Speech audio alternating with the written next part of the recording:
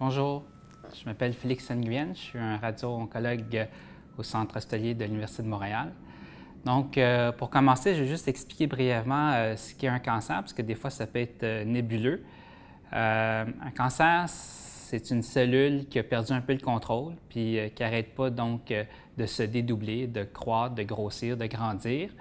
Puis un des problèmes avec ça, c'est que ça peut, apparaître dans un organe vital puis compromettre la vie du patient, ou bien ça peut carrément se propager dans les organes vitaux, puis là aussi amener le décès de la personne. Ce qu'on essaye de faire lorsqu'on a un patient devant nous qui se présente avec un cancer, c'est de déterminer donc l'étendue de la maladie, le stade, souvent qu'on va stratifier de 1 à 4, 1 étant un stade qui est précoce, 4 étant un stade qui est avancé. Plus le stade est petit et précoce, plus il est pris au début, plus il est facile à traiter, puis plus il est avancé, plus il faut donner des traitements qui sont plus intenses, plus importants. Je dis souvent à mes étudiants que dans le fond, on a 3 outils dans notre coffre à outils pour traiter les cancers. Le premier, c'est la chirurgie. Le deuxième, c'est la radiothérapie. Le troisième outil, c'est la chimiothérapie. L'approche chirurgicale, c'est quand même assez simple à comprendre. Il y a quelque chose qui pousse, qu'il n'y a pas d'affaire là. Bref, on va l'enlever. On prend un bistouri, puis bye-bye la visite. L'exemple facile, c'est de se dire, OK, j'ai une lésion au niveau de la langue, elle n'est pas trop grosse, on va l'enlever. Bref, le cancer il est enlevé, le problème est fini, puis tout le monde est content. Des fois, ce n'est pas aussi simple que ça, parce que si on enlève le cancer, des fois, il faut enlever des parties qui sont importantes pour fonctionner dans la vie. Un autre exemple de ça, ce serait, mettons, si on avait un cancer du larynx. Le larynx, c'est ce qui nous permet de parler. Ça se situe à peu près ici au niveau du cou. Donc, si on a une lésion qui n'est pas seulement assez grosse au niveau de la corde vocale, puis on part avec la corde vocale ou le larynx au complet, on perd entre autres une des fonctions qui est de parler. Ce n'est pas quelque chose qui est très plaisant à l'esprit. Puis à ce moment-là, on pourrait sortir d'autres outils de notre coffre qui, dans ce cas-ci, pourraient être, mettons, la radiothérapie. La radiothérapie, c'est des rayons X qu'on va diriger au niveau de la tumeur qui va faire fondre le cancer ou le brûler sans enlever quoi que ce soit. Donc, on préserve généralement la fonction. Quand le cancer s'est propagé ailleurs, mettons dans les ganglions ou qui est vraiment gros, à ce moment-là, on va combiner plusieurs de nos outils, soit de façon séquentielle, soit en même temps. Ce que je dis souvent aux gens qui sont quand même assez surpris, c'est que la radiothérapie, ça existe depuis au-dessus de 100 ans, depuis à peu près 1895. Puis, en fait, un des premiers cancers qu'on a traités par radiothérapie, c'est entre autres des cancers de gorge, de la sphère ORL. Et dans les, mettons, 50 dernières années, on a combiné la radiothérapie, entre autres, avec la chimiothérapie de différentes façons. Soit qu'on commençait avec la chimiothérapie, soit qu'on donnait de la chimiothérapie en même temps que la radiothérapie, soit qu'on la donnait après la radiothérapie.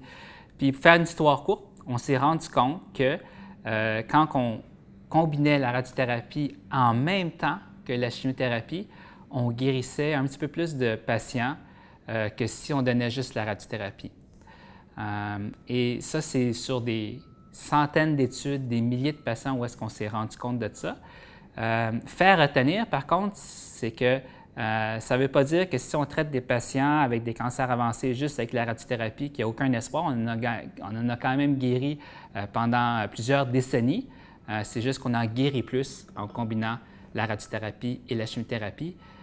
Mais ceci avec quand même un peu plus de toxicité, parce que plus on sort d'outils, plus il y a d'effets secondaires qui sont reliés à chacun des traitements.